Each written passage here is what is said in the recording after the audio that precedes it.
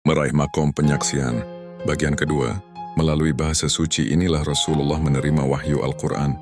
Pada hakikatnya malaikat Jibril menyampaikan pesan ilahi hanya setelah pesan itu diterima oleh Nabi Muhammad. Penyampaian wahyu oleh Jibril adalah demi kepentingan kita, agar kita dapat mendengarnya dalam bahasa manusia. Proses pewahyuan ini pun menunjukkan siapa orang yang munafik atau kafir.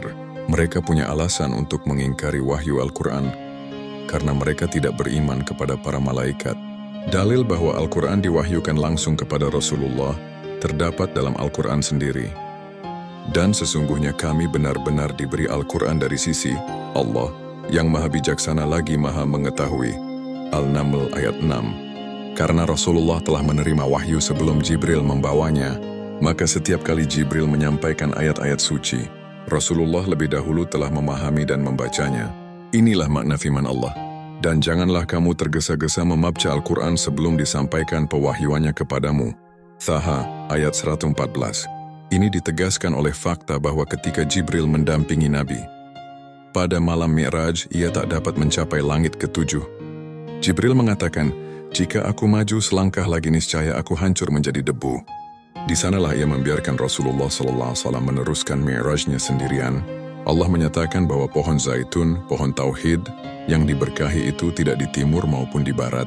Dengan kata lain, ia tidak berawal maupun berakhir.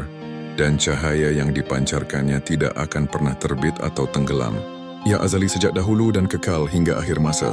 Zat maupun sifat-sifat Allah adalah kekal, karena sifat-sifatnya adalah cahaya yang memancar dari zatnya.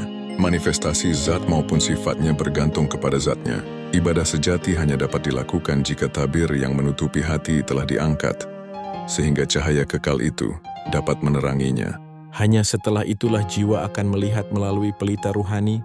Alam semesta ini diciptakan dengan tujuan agar manusia dapat menemukan perbendaharaan tersembunyi yang difirmankan oleh Allah dalam hadis Qudsi. Aku adalah perbendaharaan tersembunyi. Jadi dia ingin dikenal di alam materi ini melalui sifat-sifatnya yang mengejawantah pada ciptaannya. Namun hanya di akhiratlah manusia dapat melihat zatnya. Di sana, melihat Allah akan berlangsung tanpa tabir seperti yang dikehendakinya, dan yang dapat melihatnya hanyalah mata sang anak hati. Wajah-wajah orang mukmin pada hari itu berseri-seri. Kepada Tuhanlah mereka melihat. Al-Qiyamah ayat 22-23. Saudaraku, silakan share, subscribe, dan like agar tayangan ini tetap online dan bermanfaat bagi yang melihatnya.